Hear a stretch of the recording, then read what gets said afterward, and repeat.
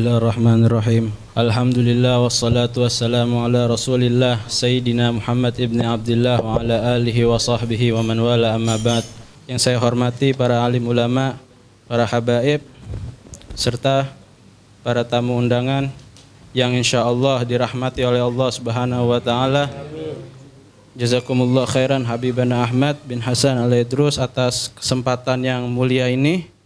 Saya diberi kesempatan di tempat yang mulia, ada acara yang mulia untuk menyampaikan hal yang mulia. Ma'asyiral muslimin rahimakumullah.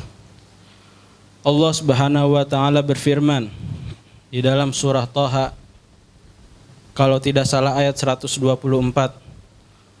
Di antara ayatnya yaitu a'udzubillahi minasyaitonirrajim. Bismillahirrahmanirrahim. Man a'rada an dzikri fa inna lahu ma'isyatan danka wa nahsyuruhu yaumal qiyamati a'ma. Qala rabbi lima hasyartani a'ma wa qad kuntu basira. Qala kadzalika atatka ayatuna fanasitaha wa kadzalika al-yauma tunsa. Shadaqallahul azim. Allah Subhanahu wa taala berfirman, barang siapa yang telah berpaling an dzikri, daripada mengingat aku. Kata zikir di sini bisa juga diartikan Al-Qur'an. Karena di ayat yang lain Allah bilang inna nahnu nazzalna dzikra. Az-zikr maknanya luas, mengingat Allah macam-macam caranya, bisa dengan Al-Qur'an, dengan zikir dan lain sebagainya. Jadi barang siapa yang berpaling dari Al-Qur'an, yang berpaling dari ayat-ayat Allah, yang berpaling dari Nabi Muhammad, yang berpaling dari keluarga Nabi Muhammad, dari sahabat Nabi Muhammad, yang mana mereka diutus oleh Allah sebagai perantara untuk menyampaikan Islam, fa inna, maka sungguh Allah menegaskan dengan kata inna, harfun taukid. Artinya tidak main-main, Allah bersumpah bahwa sungguh aku jamin lahu, untuk dia ma'isyatan donka, kehidupannya sempit. Gitu. Jadi naudzubillah, jangan sampai kita seringkali hadir di majelis taklim semacam ini, tapi kita masih saja ada hal-hal tertentu yang menyebabkan kita berpaling daripada mengingat Allah gitu. Jadi karena itu menyebabkan kehidupan kita sempit. Wa nahsyuruhu yaumal qiyamati a'ma, dan kami akan hadapkan dia di hari kiamat, kami kumpulkan dalam keadaan buta.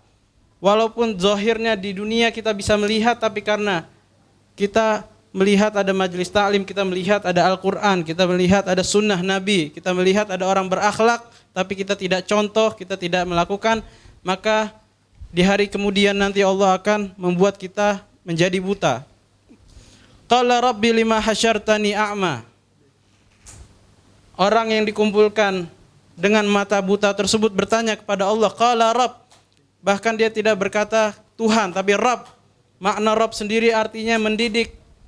Makna Rabb sendiri artinya yang mengasuh, yang menolong. Makanya seorang pendidik, seorang guru di antara bahasanya adalah murabbi, yang mendidik. Aduhai Tuhanku, kekasihku yang menolongku, lima hasyartani a'ma.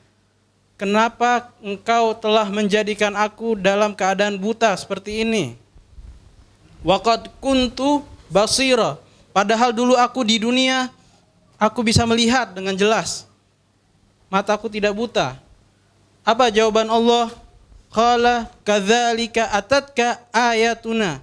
Telah datang kepadamu ayat-ayat kami. Al-Quranul Karim, tanda-tanda kebesaran Allah. Pelajaran-pelajaran yang dibawa oleh Nabi Muhammad. Syariat, akidah, sunnah.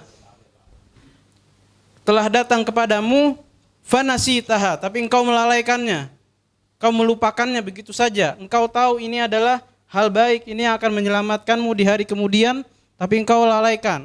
Engkau pura-pura lupa, padahal engkau tahu inilah yang terbenar gitu.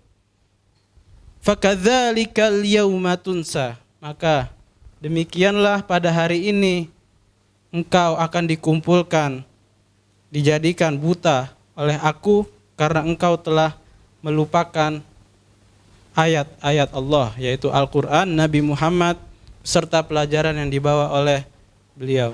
Di ayat yang lain Allah berfirman di suratul Anfal ayat 2, A'udzubillahi minasyaitonirrajim. Bismillahirrahmanirrahim. Innamal mu'minuna alladzina idza dzukirallahu wajilat qulubuhum.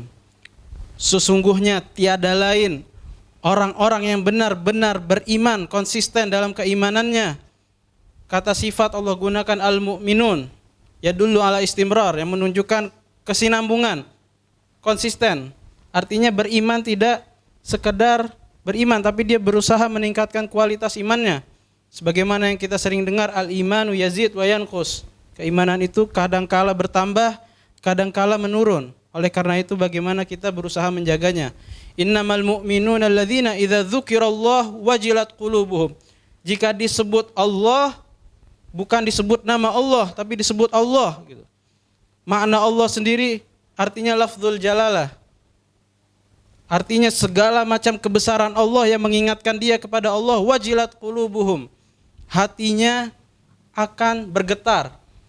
Makna wajilat sendiri dalam bahasa Arab artinya ketika kita misalnya terkena suatu tegangan listrik yang besar, badan kita langsung tersetrum, semacam itu. Artinya bahwa seorang mukmin sejati ketika disebut Allah di hadapannya, pasti dia akan merasa gemetar karena dia tahu betapa besarnya Allah Subhanahu wa taala. Wa idza tuliyat alaihim ayatuhu, jika dibacakan kepada mereka, kepada orang-orang beriman, ayatuhu, ayat-ayat Al-Quran yang dibawa oleh Nabi Muhammad dari Allah Subhanahu wa taala, zadathum imanan, mestinya keimanannya bertambah. Wa ala rabbihim yatawakkalun, dan di atas itu semua setelah keimanannya bertambah, dia takut di hadapan Allah sehingga menyebabkan hatinya bergetar sehingga dia takut untuk berbuat maksiat. Wa ala rabbihim yatawakkalun, dia menyerahkan segala urusannya, aktivitasnya hanya kepada Allah Subhanahu wa taala. Sebagaimana yang kita tahu dikisahkan di dalam kitab Nasaihud Diniyah oleh Al-Imamul Haddad, beliau mengutip kisah Al-Imam Ali Zainal Abidin, bahwa Al-Imam Ali Zainal Abidin bahkan ketika berwudunya pun beliau gemetaran. Ketika ditanya, wahai imam, mengapa engkau gemetar seperti itu? Apakah airnya dingin? Tidak, kata imam.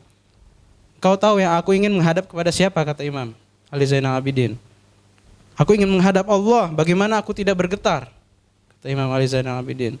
Oleh karena itu dengan konsistennya kita hadir di majelis-majelis seperti ini, semoga akan mengingatkan kita untuk selalu menyerahkan urusan kita kepada Allah, agar Allah Subhanahu wa taala tidak mengumpulkan kita dalam keadaan buta di hari kemudian, agar Allah Subhanahu wa taala membimbing kita untuk selalu ingat kepada ayat-ayatnya, untuk menjadikan Al-Qur'an sebagai sumber yang utama dan yang pertama sebagai pedoman hidup kita, karena Allah berfirman, wa nazzalna ilaikal kitaba tibyana likulli syai'. Kami telah kuturunkan kepada engkau wahai Muhammad, wahai yang terpuji, wahai kekasihku, Al-Kitabah, Al-Quran, tibyanan likulli syai', sebagai problem, sebagai pemecah problem, sebagai pemerjelas segala sesuatu. Allah sudah jamin Al-Quran ini adalah jaminan untuk kita selamat, karena di dalamnya segala sesuatu yang kita butuhkan akan kita temukan. Wassallallahu ala sayyidina Muhammad wa ala ali sayyidina Muhammad wal afu minkum. Assalamualaikum warahmatullahi wabarakatuh.